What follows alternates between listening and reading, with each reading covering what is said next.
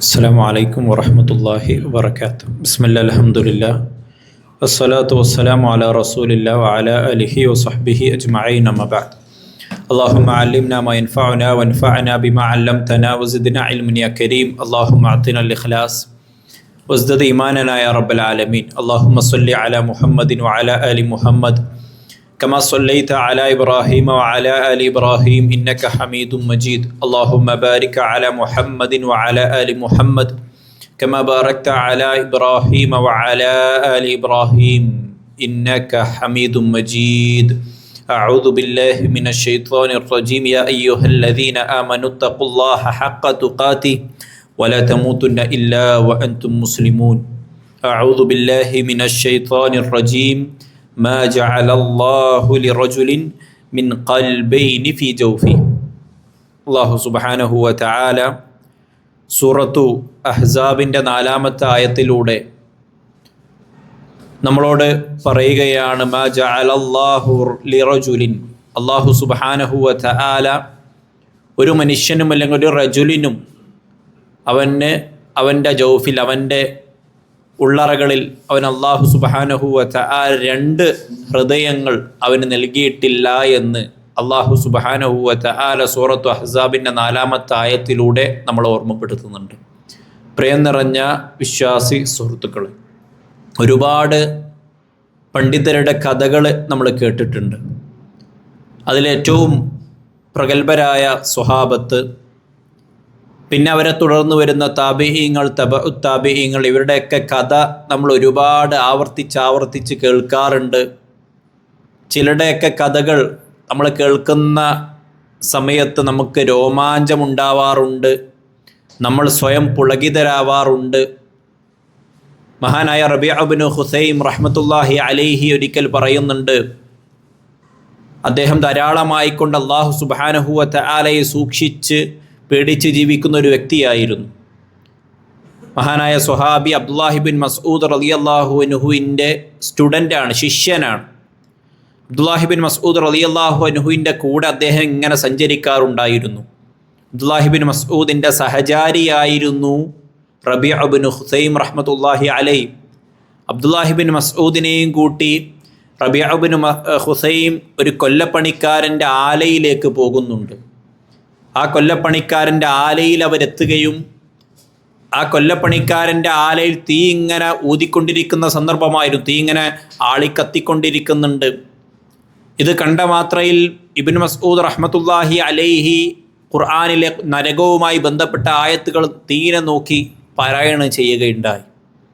ഇത് കേട്ട സമയത്ത് നരകത്തെക്കുറിച്ച് ചിന്തിച്ച് ആയത്തിൻ്റെ ഭയാനകത ഓർത്തുകൊണ്ട് മഹാനായ ഇബ്നു മസ്ഊദ് റളിയല്ലാഹു അൻഹു അത് കേട്ട മാത്രയിൽ ബോധം കെട്ട് വീഴുന്ന ചരിത്രം മഹാനായ റബീഅ ഇബ്നു ഖുസൈം റഹ്മത്തുള്ളാഹി അലൈഹി ഈ ആയത്ത് കേട്ട മാത്രയിൽ, ഇബ്നു മസ്ഊദ് റളിയല്ലാഹു അൻഹുവിൻ്റെ ഓത്ത് കേട്ട മാത്രയിൽ അദ്ദേഹം ബോധരഹിതനായി വീഴുന്ന ചരിത്ര ഗ്രന്ഥങ്ങളിൽ രേഖപ്പെടുത്തി വച്ചിട്ടുണ്ട്.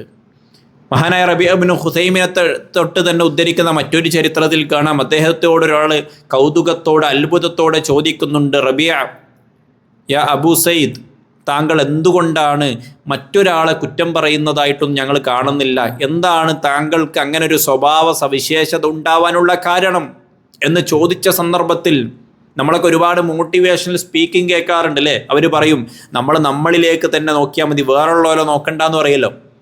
നമ്മൾ ബാക്കിയുള്ളവരെ കാര്യം നോക്കേണ്ട ആവശ്യം, നമ്മളിലേക്ക് തന്നെ നോക്കണം എന്ന് പറയുമ്പോൾ അതൊരു നെഗറ്റീവ് അർത്ഥത്തിലാണ് നമുക്ക് ആ ഒരു ആശയം മോട്ടിവേഷണൽ സ്പീക്കിങ്ങിലൂടെ നൽകപ്പെടുന്നത്. മോട്ടിവേഷണൽ സ്പീക്കേഴ്സ് പറയുന്നത് വേറുള്ളവർ എന്ത് ചിന്തിക്കും നോക്കണ്ട, നമ്മൾ എങ്ങനെ അങ്ങോട്ട് ജീവിച്ചോന്നാണ്. എന്നാൽ മഹാനായ റബീ പറയുകയാണ്, ഞാൻ മറ്റൊരാളെക്കുറിച്ച് കുറ്റം പറയാത്തത് ഞാൻ എന്നിൽ തന്നെ തൃപ്തനല്ല.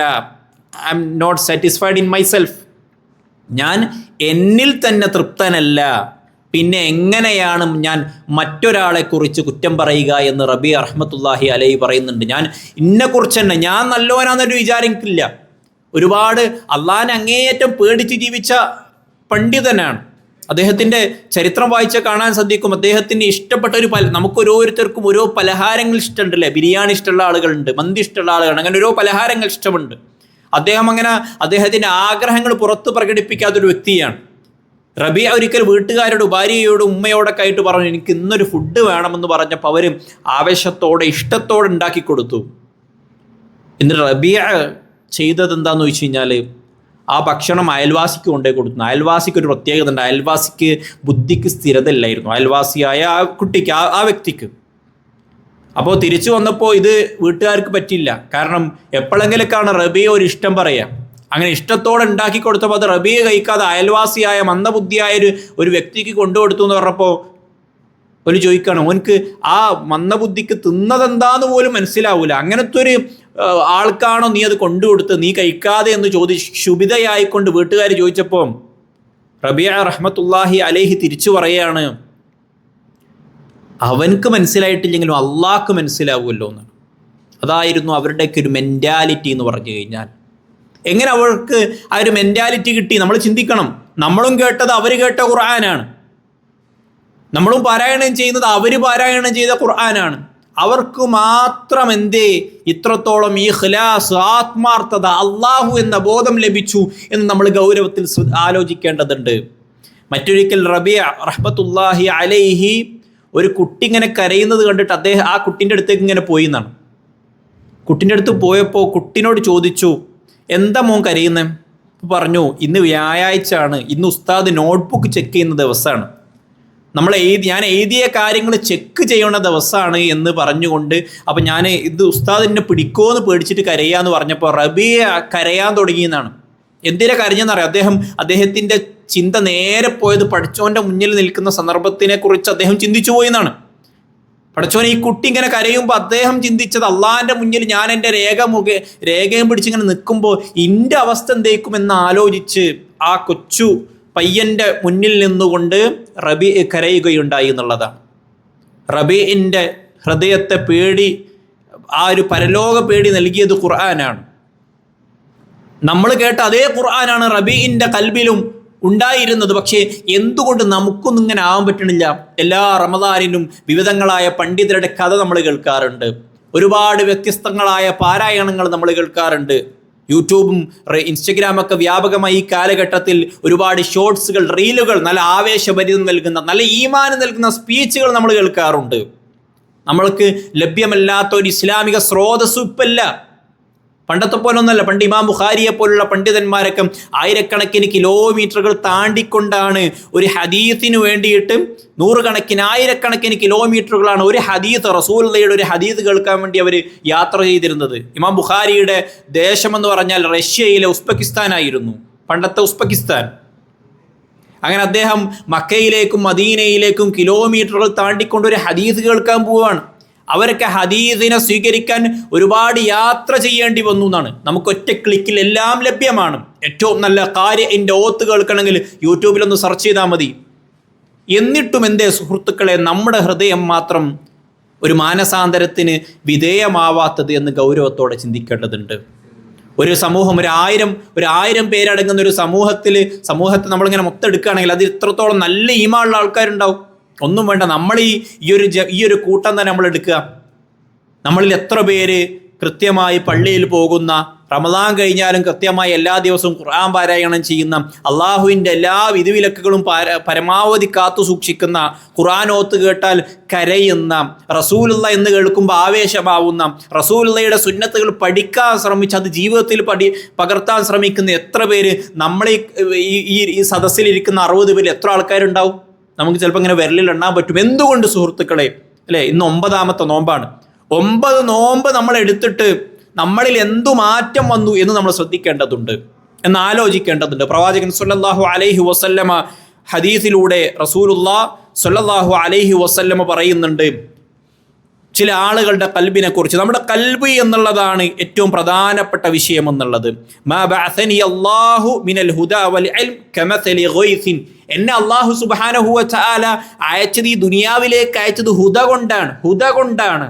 റസൂലുള്ള പറയാണ്, സന്മാർഗം കൊണ്ടാണ്, നേരായ സ്ട്രൈറ്റ് പാത്തും കൊണ്ടാണ്. കമസലി ഗൈസിൻ, അതൊരു മഴ പോലെ ചില ആളുകളുടെ കൽബിലേക്ക് വർഷിക്കുന്നതാണ്. കമസലി ഗൈസിൻ അസ്വാബൽ അർദ്, ഭൂമിയിലേക്ക് പതിക്കുന്ന ഒരു മഴ പോലെ.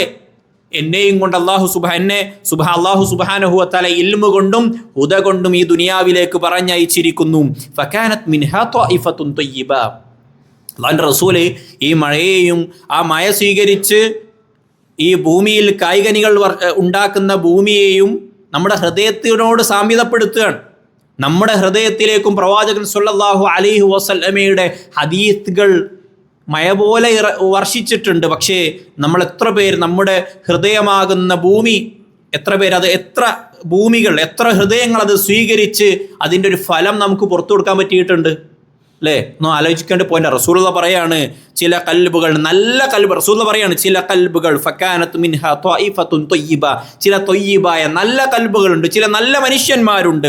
ഖബിലത്തിൽ മാ, ആ വെള്ളം, ആ ഹുദയാകുന്ന ഹുദ, ആ ഒരു സന്മാർഗം ഉണ്ടല്ലോ, ഇവിടുന്ന് കേട്ട ഇൽമ് അതിങ്ങനെ സ്വീകരിക്കും. എന്നിട്ടോ ഫഅൻബതത്തിൽ കലഅ വൽ ഉശ്ബൽ കസീർ, എന്നിട്ട് ആ വെള്ളം സ്വീകരിച്ച് നല്ല ഫലവൃക്ഷങ്ങൾ പുറത്തേക്ക് കൊടുക്കുമെന്നുള്ളതാണ്.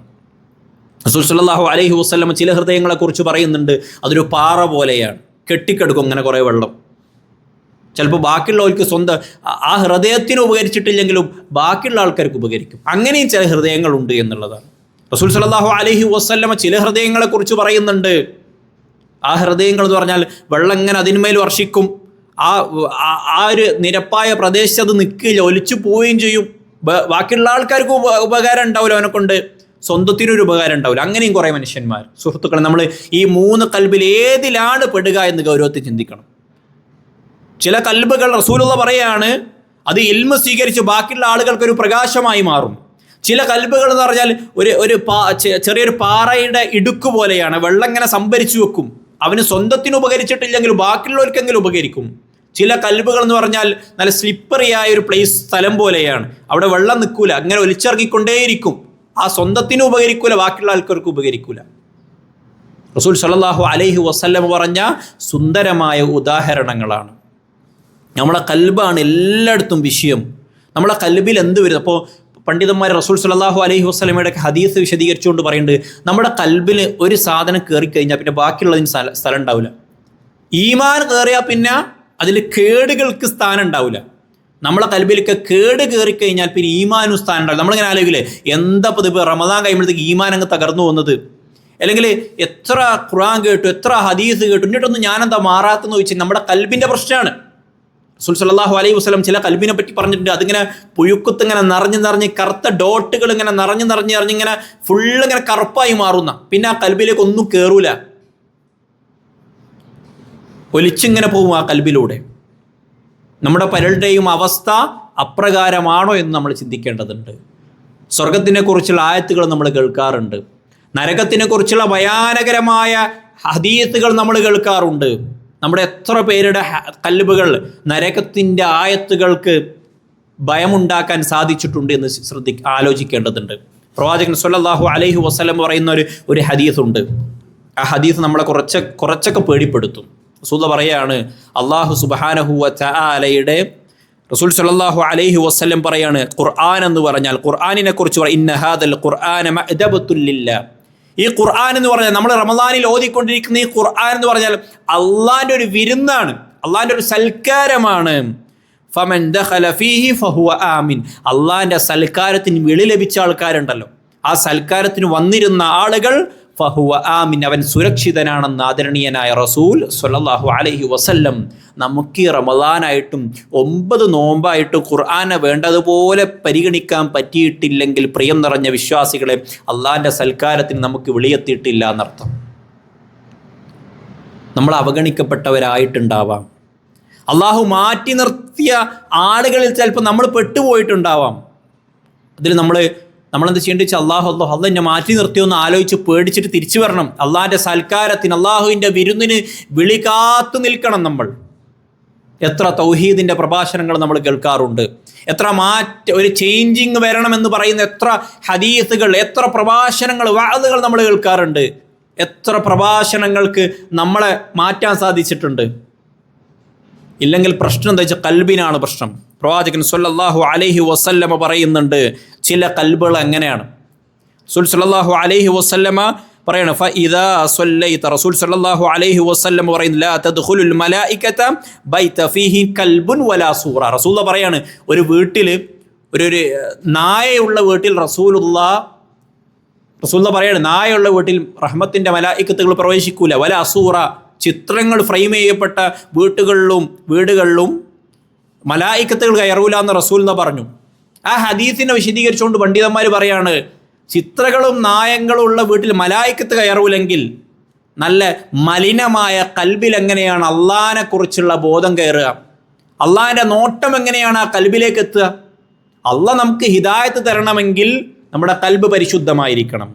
അള്ളാഹു സുബ്ഹാനഹു റസൂൽ സല്ലല്ലാഹു അലൈഹി വസല്ലം പറയുന്നുണ്ട് അഹബ്ബുൽ ഖൽബ്, അള്ളാഹ്ക്ക് ഏറ്റവും ഇഷ്ടമുള്ള കൽബ് എന്ന് പറഞ്ഞാൽ അസ്ഫയാണ്, സൊഫിയാണ്, പരിശുദ്ധമായ കൽബായിരിക്കും. അർക്കാ നൈർമല്യമുള്ള നല്ല സോഫ്റ്റായ കൽബായിരിക്കണം. ആളുകളോടൊക്കെ ഏറ്റവും നന്നായി പെരുമാറുന്നവൻ, ഉള്ളിലൊന്ന് പുറത്തൊന്ന്, അങ്ങനെയല്ല, എല്ലാം ഒന്ന് തന്നെ. വജുഹുൻ വാഹിദ് ഒറ്റമുഖമുള്ളവൻ, ഇരുമുഖക്കാരനല്ല. അസ്ഫ സൊഫിയുൻ നല്ല ശുദ്ധ മനസ്സുള്ളവൻ, കൽബിൽ വൃത്തികെട്ട ചിന്തകളില്ല, തെറ്റായ വിശ്വാസങ്ങൾ, അന്ധവിശ്വാസങ്ങളില്ല. അങ്ങനത്തെ കൽബിനെയാണ് അള്ളാഹുവിന് ഏറ്റവും ഇഷ്ടമെന്ന് റസൂൽ സല്ലല്ലാഹു അലൈഹി വസല്ലം പറയുന്നുണ്ട്. എന്നിട്ട് പണ്ഡിതന്മാർ ഈ 2-3 ഹദീസുകളെ ചേർത്ത് നിർത്തിക്കൊണ്ട് അവർ പറയുകയാണ് അങ്ങനത്തെ ഒരു നായയുള്ള വീട്ടിൽ ഒരു മലക്ക് കയറൂലെങ്കിൽ നായയേക്കാളും അല്ലെങ്കിൽ മോശപ്പെട്ട പലതിനേക്കാളും മലിനമായ പല ചിന്തകളുമുള്ള കൽബിൽ എങ്ങനെയാണ് പ്രിയപ്പെട്ടവരെ ഹിദായത്ത് നിലനിൽക്കുക? നമ്മുടെയൊക്കെ ഒരു ഈമാന് എത്രത്തോളം ദുർബലാന്ന് കാണണമെങ്കിൽ നമ്മൾ പെരുന്നാളിൻ്റെ തലേന്നോ പെരുന്നാളായാൽ മതി, നമ്മുടെ രൂപഭാവങ്ങളൊക്കെ മാറും. നമ്മൾ ഇത്രയും ദിവസം കാത്തു സൂക്ഷിച്ച എല്ലാ പവിത്രതകളും നമ്മളെ കെട്ടുപൊട്ടിക്കും എന്നുള്ളതാണ്. അങ്ങനെ യാവരുത് നമ്മൾ ഓരോരുത്തരും. ഇവിടുന്ന് 9 ദിവസം ഓരോ ദിവസം ഏറ്റവും കുറഞ്ഞ റസൂലുള്ളാഹിയുടെ ഒരു ഹദീസ് നമ്മൾ കേട്ടിട്ടുണ്ട്. റസൂലുള്ള ഇവിടെ ഇങ്ങനെ നിന്നിട്ട് നമ്മളോട് ഇങ്ങനെ പറയാ, പ്രിയം നിറഞ്ഞ വിശ്വാസികളെ, മുഹമ്മദ് റസൂൽ സല്ലല്ലാഹു അലൈഹി വസല്ലം റസൂലുള്ളാഹിയാണ് ഇവിടെ നിന്ന് പറയുന്നെങ്കിൽ നമ്മൾ അവഗണിക്കുകയോ? റസൂലുള്ള ഇവിടെ ഇല്ല, പക്ഷേ റസൂലുള്ളാഹിയുടെ സംസാരം ഇന്നും നിലനിൽക്കുന്നുണ്ട്. ആ റസൂലുള്ളാഹിനെ നമുക്ക് ആ റസൂൽ സല്ലല്ലാഹു അലൈഹി വസല്ലം ലാ യുഅ്മിനു അഹദുക്കും ഹത്താ അകൂന അഹബ്ബ ഇലൈഹി മിൻ വാലിദിഹി വവലദിഹി വന്നാസി അജ്മഈൻ. ഇന്നെ ഏറ്റവും കൂടുതൽ ഇഷ്ടപ്പെട്ടാൽ നിങ്ങൾ പൂർണ്ണ മുഅ്മിനാവുള്ളൂ എന്ന് റസൂൽ സല്ലല്ലാഹു അലൈഹി വസല്ലം പറയാം. നമുക്ക് ഓരോരുത്തർക്കും റസൂലുള്ളാഹിനെ എന്ത് ഇഷ്ടമുള്ളത്? വെറുതെ വാചക കസർത്തുകൾക്കപ്പുറം റസൂലുള്ളാഹിയെ നമ്മൾ എത്ര സ്നേഹിക്കണം, നമ്മൾ ആലോചിച്ച് നോക്കി. ഒന്നും വേണ്ട, നമുക്ക് ഓരോരുത്തർക്കും ഈ ഒരു സദസ്സിനോടുള്ള മഹബത്തിനെ മാത്രം നമ്മളൊന്ന് അളക്കുക. റസൂലുള്ളാഹിക്ക് ഏറ്റവും ഇഷ്ടപ്പെട്ട സദസ്സ് ഈ സദസ്സാണ്. 20 മിനിറ്റ് ഈ സദസ്സ് ഉണ്ടാവാറുള്ളൂ. നമ്മൾ ഓരോരുത്തരും എത്ര തിടുക്കം കാണിക്കാറുണ്ട് ഈ ഒരു സദസ്സിനോട്. ഈ ഒരു സദസ്സിന്റെ ഉപകാരം എന്തൊക്കെ അറിയും? മലായിക്കത്തുകളുടെ ഈ സദസ്സിൽ അള്ളാഹുവിന്റെ റസൂൽ സല്ലല്ലാഹു അലൈഹി വസല്ലം പറയാണ്, ഇൽമ ചർച്ച ചെയ്യപ്പെടുന്ന സദസ്സുകളിൽ അള്ളാഹുവിന്റെ മലായിക്കത്തുകൾ ഉണ്ടാവും. ഇൽമ ചർച്ച ചെയ്യപ്പെടുന്ന സദസ്സുകളിൽ ഇസ്തിഗ്ഫാർ ഉണ്ടാവും. നമുക്ക് വേണ്ടി നമ്മൾ ഇരിക്കുന്ന അത്രയും മിനിറ്റുകൾ നമുക്ക് വേണ്ടി അള്ളാഹു സൃഷ്ടിച്ച് പരിപാലിച്ചു കൊണ്ടിരിക്കുന്ന അള്ളാഹുവിന്റെ മത്സ്യങ്ങൾ അത് നമുക്ക് വേണ്ടി ഇസ്തിഗ്ഫാർ നടത്തിക്കൊണ്ടേയിരിക്കുമെന്ന് റസൂൽ സല്ലല്ലാഹു അലൈഹി വസല്ലം. അള്ളാഹുവിന്റെ റഹ്മത്തിന്റെ നോട്ടം സംഭവിച്ചു കൊണ്ടേയിരിക്കുന്ന ഒരു സദസ്സ്, ഇത്രയും മഹത്വമുള്ള സദസ്സ്. നമുക്ക് ഓരോരുത്തർക്കും വേണ്ടി ഏറ്റവും പ്രധാനപ്പെട്ട സാധനമാണ് നമുക്ക് വേണ്ടി ആരെങ്കിലുമൊക്കെ പാപമോചനം തേടുക എന്നുള്ളത്. അള്ളാഹുവിൻ്റെ മലായിക്കത്തുകൾ നമുക്ക് വേണ്ടി ചിറക് വിരിച്ചിരിക്കുന്ന സദസ്സ്, അള്ളാഹിൻ്റെ മത്സ്യങ്ങൾ നമുക്ക് വേണ്ടി അള്ളാഹ് ഇന്ന വ്യക്തിക്ക് നീ പുറത്തു കൊടുക്കണമെന്ന് പറയപ്പെടുന്ന സദസ്സ്, സ്വർഗത്തിലെ സദസ്സ് എന്ന് പറയപ്പെട്ട വിജ്ഞാനത്തിൻ്റെ സദസ്സ്. ഈ സദസ്സിനോട് ഈ 20 മിനിറ്റ്, 1 മണി, സാധാരണ വാളുകളൊക്കെ 1 മണിക്കൂർ, 1.5 മണിക്കൂർ, 2 മണിക്കൂറാണ്. ഈ 20 മിനിറ്റ് സദസ്സിന് പോലും നമുക്കാർക്കും സമയം കണ്ടെത്താൻ കഴിയണില്ലെങ്കിൽ അതും ബഡായി പറയുന്ന സദസ്സല്ല, റസൂലുള്ളാഹിയുടെ ഹദീസാണ്, നമുക്ക് ഉറപ്പാണ് ഈ സദസ്സ് പറയുന്നത്. അള്ളാഹിൻ്റെ ആയത്താണ് പറയുന്നത്, ഉറപ്പാണ്. ഇതിന് പോലും നമുക്ക് കൃത്യമായി ഒരു സമയം കണ്ടെത്താൻ കഴിയണില്ലെങ്കിൽ പ്രിയം നിറഞ്ഞ വിശ്വാസികളെ, നമ്മുടെ കൽബിൻ്റെ ആത്മാർത്ഥതയെ നമ്മൾ കൃത്യമായി ചോദ്യം ചെയ്യേണ്ടതുണ്ട്. ഈ കൽബൊക്കെയായിട്ട് നമ്മൾ എങ്ങനെ സ്വർഗത്തിൽ കയറി പോവുക? ഈ കൽബുമായിട്ട് നമ്മൾ ആലോചിക്കുക, നമ്മൾ നിസ്കാരത്തിൽ ശ്രദ്ധ ഇല്ല എന്ന് പറയും. എങ്ങനെയാണ് ശ്രദ്ധ ഉണ്ടാവുക? റസൂലുള്ളാഹിയുടെ ഹദീസുകളോട് മുഖം തിരിച്ച് കളയുന്ന ആളുകൾക്ക് എങ്ങനെ അല്ലാഹു സുബ്ഹാനഹു വ തആല നിസ്കാരത്തിൽ ശ്രദ്ധ തരിക? എത്ര ഖുർആൻ കേട്ടു അല്ലേ, എത്ര ഖുർആൻ്റെ അർത്ഥം അറിയും, എന്നിട്ട് നമുക്കൊരു ഒരിറ്റ് കണ്ണീര് വരുന്നില്ലല്ലോ. റസൂലുള്ളാഹിയുടെ ഹദീസിനോടും അള്ളാഹുവിൻ്റെ ആയത്തിനോടും മുഖം തിരിച്ച് നടക്കുന്ന ആൾക്കാർക്ക് എങ്ങനെയാണ് കണ്ണീര് വരിക? ഗൗരവത്തിൽ ഇവിടെ ഇരിക്കുന്ന ഈ ശബ്ദം കേൾക്കുന്ന ഓരോരുത്തരും ചിന്തിക്കണം. നമ്മുടെ ഈമാനിനെ നമ്മളൊന്ന് ഗൗരവത്തിൽ ചിന്തിക്കണം. കൽബിൽ എന്തൊക്കെയോ പ്രശ്നമുണ്ട്. ഇവിടെ ഇരിക്കുന്ന ഞാനും നിങ്ങളടക്കം നമ്മൾ ഓരോരുത്തരും നമ്മളെ കൽബിനെ ചോദ്യം ചെയ്യുക. കൽബ് റസൂലുള്ള പറഞ്ഞതുപോലെ സൊഫിയാക്കുക. അല്ലാഹു സുബ്ഹാനഹു വ തആല നമ്മൾ ഈ ഒരു ഇരുത്തം സ്വീകരിക്കുമാറാകട്ടെ. നമ്മൾ ഇനി 30 ദിവസം ഈ സദസ്സ് കേട്ടിട്ടും കാര്യമില്ല. നമ്മളെ കൽബ് പ്രശ്നമാണെങ്കിൽ ആവർത്തിച്ചും ഗൗരവത്തോടെയും പറയാനുള്ള ഹദീസുകളെ നമ്മൾ എന്താക്കരുത്.